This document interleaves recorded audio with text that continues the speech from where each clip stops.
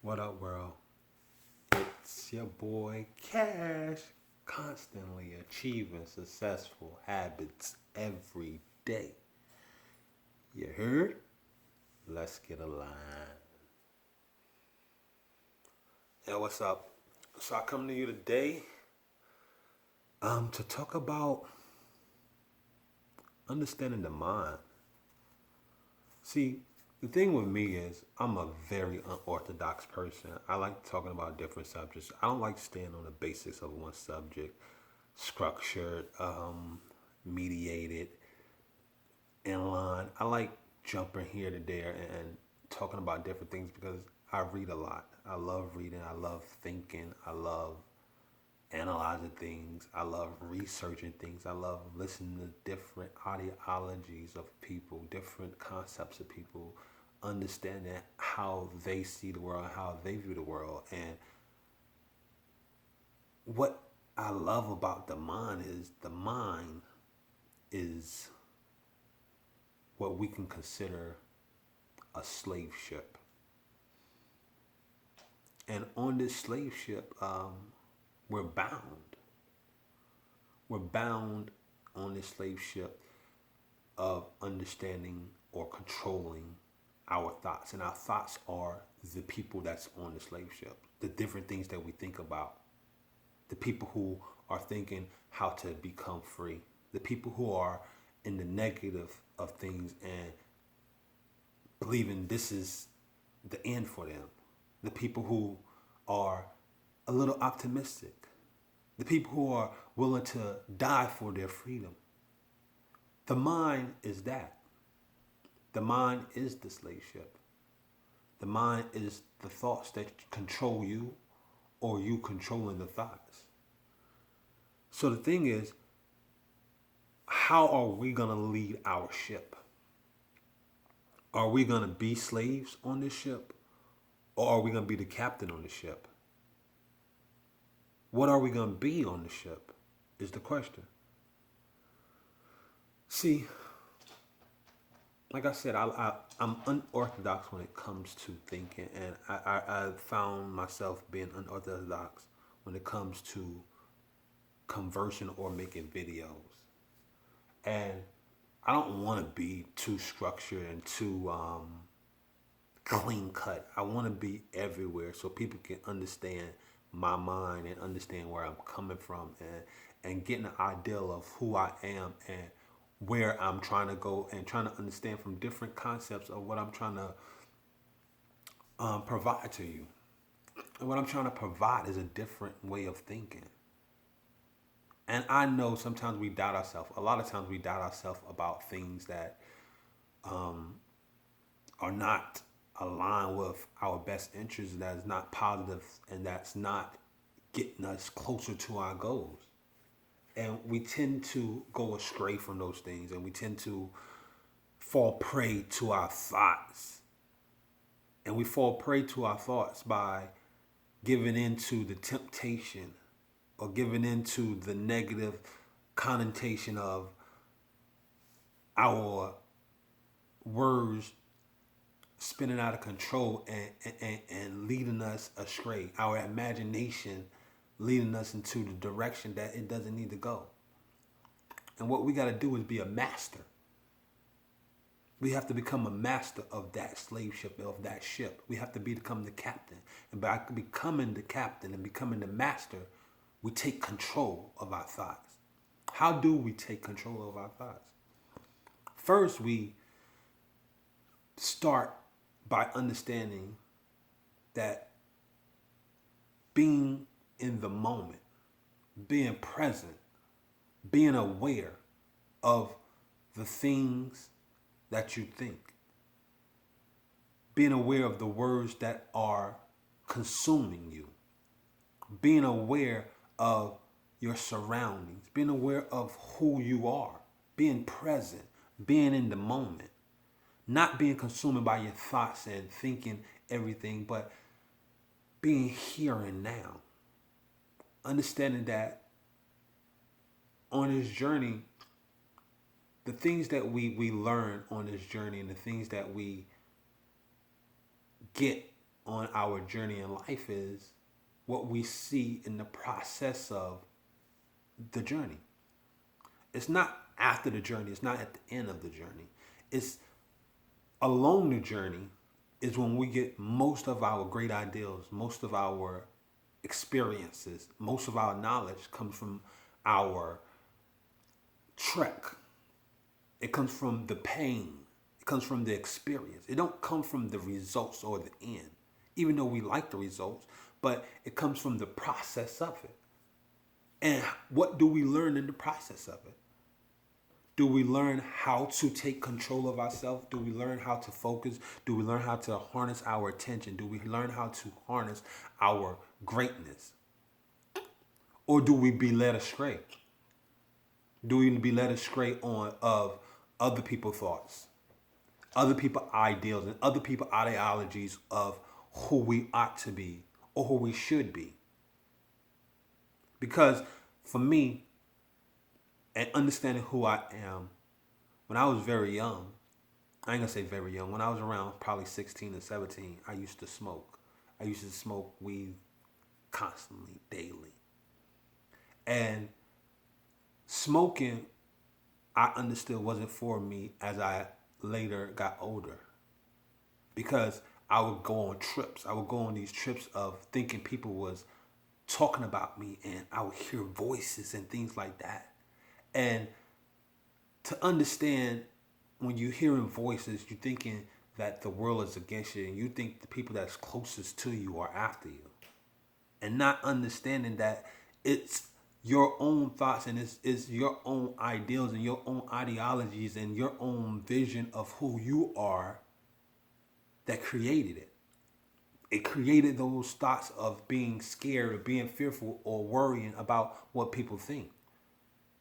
And along that journey, as I got older, what made me want to become the person who I am and learn so much is to understand that the thoughts that I created in my mind when I was young enough, not knowing myself, was the thoughts that I let people have control over. I didn't have control over those thoughts. Why? Because me having or hearing those voices was what people conceive me to be, or what I conceive myself to be, in a negative light, in a reflection of what I thought I should be to everybody else, and not what I wanted to be for myself. Because as I became older, I became more aware of who I wanted to be and what I liked about me. And not what others liked about me, because what others like about me may not be what I fully love about myself. Like, for example, people might not like my weight. If you've known me a few years ago, I was a little bit heavier. I was probably about 220, 230 pounds. And a lot of people liked it the way I was a bouncer in New York, so my weight was a little bit bulky. I was a little bit more stocky. Now I've slimmed down. I'm a buck 72 on my best day. Sometimes I fluctuate from 172 to 175. I work out. I eat healthy, and I love the weight. I love the way I look with the weight on me, because I love the slim look. I love the tight look on me. I don't like being big. I was small when I was younger, and as I got older, I started getting bigger. I started eating different things, and it started consuming the weight. But soon as I became knowledgeable about understanding how to, or what to put in my body and how to control my weight, I started eating differently, and I started thinking differently, and I started to want to do things differently. And so the journey of me eating healthy became, or I adapted to my lifestyle, because I took control of the thoughts that was holding me back, of me being big and me being chubby and me not liking myself. And I kept the weight on because people thought I looked good in it. But I didn't like who I was in the process of being that person. So I had to become who I needed to be, so I can become or show people who they can become in the process of who they want to be. So when we control our minds and we control our thoughts and we control our words and we control our life and we control what we are constantly putting in ourselves, not just food, because food is not the only thing that we put in ourselves. The words that we put in ourselves, and the information that we put in ourselves, the things that we watch, the people that we listen to, the music that we listen to, all feeds us. It all feeds us a negative or positive reception, energy. And if we feed ourselves these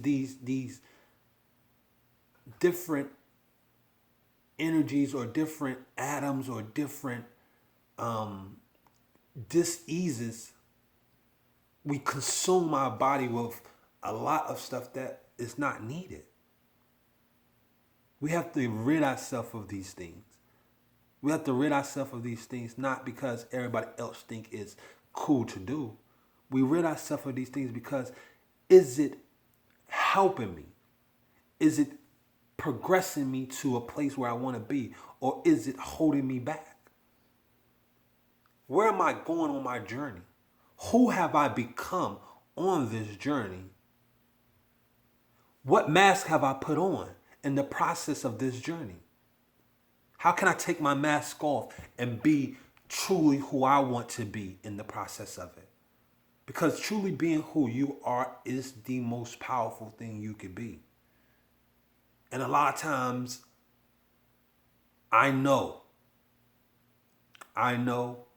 we doubt ourselves and we question our abilities and we think that who others view us as or who the world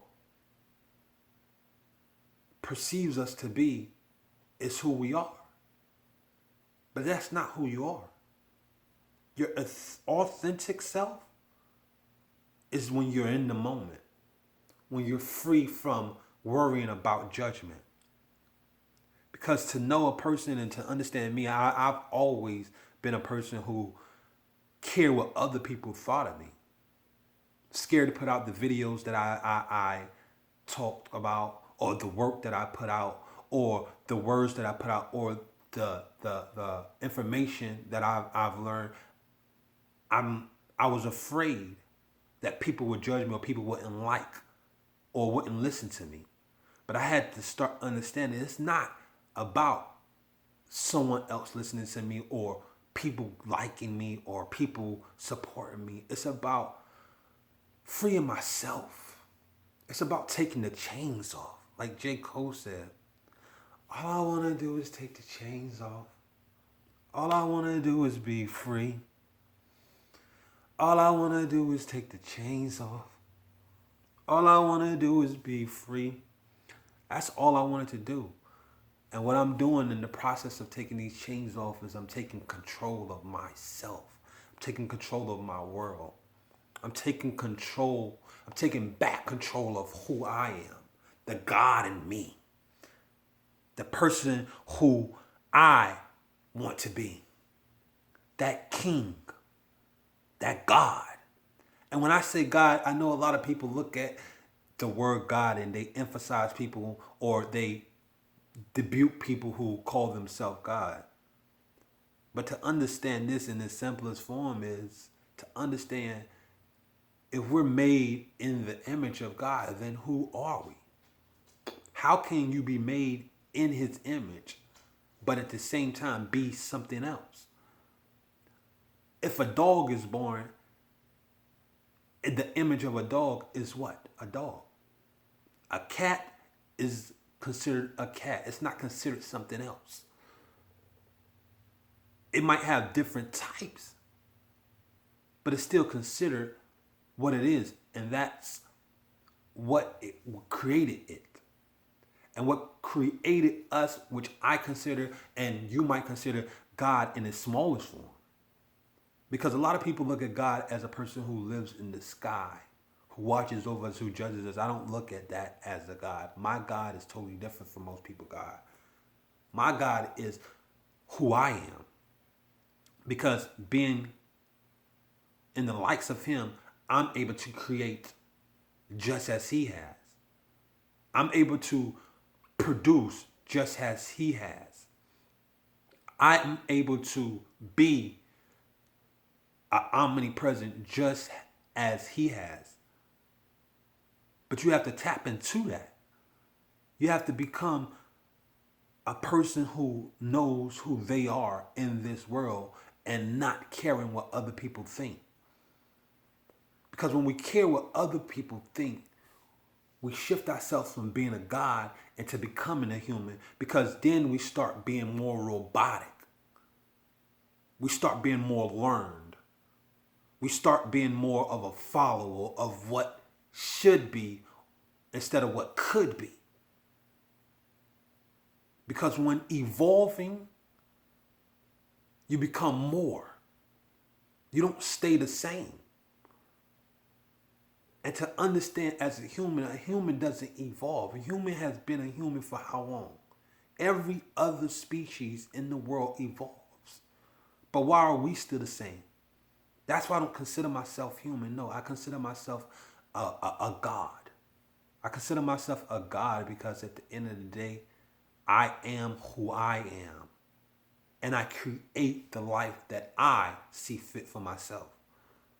Everything that's in my life and everything that I have or produce have been from the energy of me.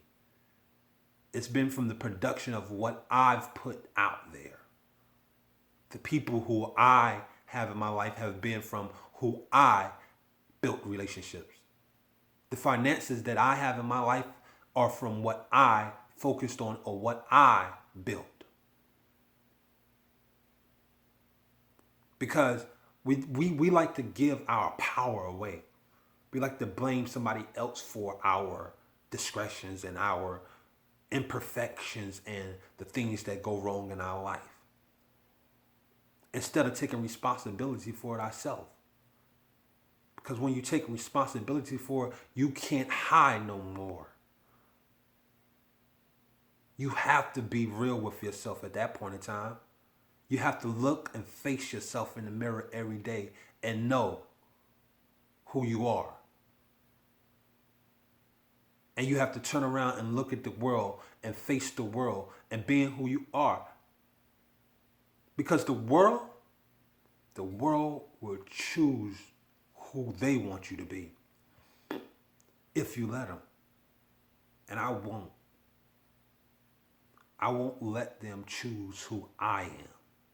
I'd rather die before I let the world choose who I am. I am the creator.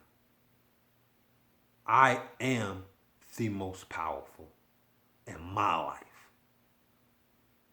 I have made this world what I see and imagine it to be. Through my thoughts, through my words, through my actions. And you have done the same. But we have to take responsibility.